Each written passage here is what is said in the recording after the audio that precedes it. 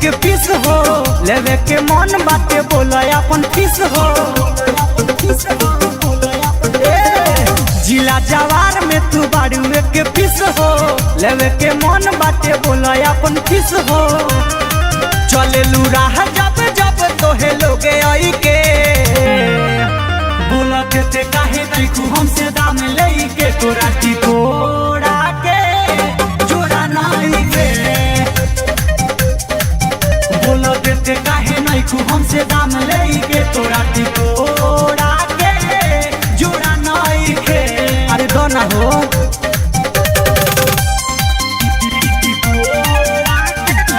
presented by Ragini Music, Ambe Recording Studio, Delhi।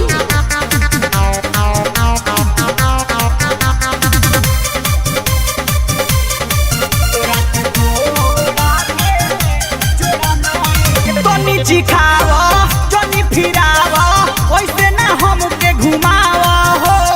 एक बेर तू देखो ना देके, बहनी तू कल पहले लेके। तनी चिखावा जनी फिरावा, वैसे ना हमके घुमावा हो। एक बेर तू देखो ना देके, बहनी तू कर पहले लेके। तनी टोए बना सौदाया बने होई के, बोला देते काहे नहीं खू हमसे दाम ले के, तोरा टिकोड़ा के जोड़ा नहीं के। बोला देते काहे नहीं खू हमसे दाम ले के, तोरा टिकोड़ा के जोड़ा नहीं के।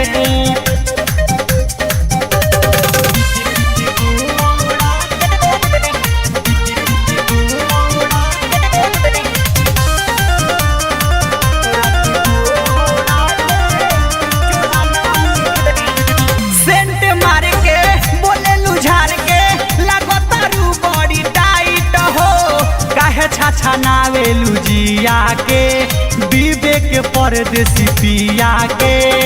सेंट मार के बोलेलू झाड़ के, लागतारू बड़ी टाइट हो। काहे छाछानावेलू जिया के, सुजीत परदेसी पिया के।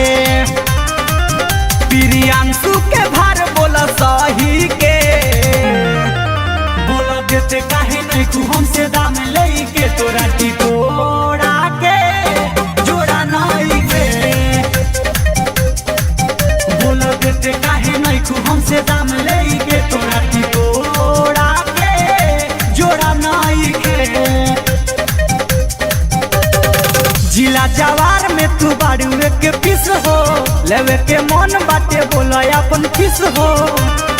चले लू राह जब जब तोहे लोगे आई के, बोला देते काहे नहीं खू हमसे दाम ले के, तोरा टिकोड़ा के जोड़ा नहीं के।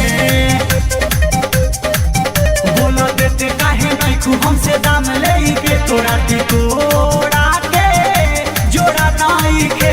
अरे दो ना हो Ambe Recording Studio, Delhi।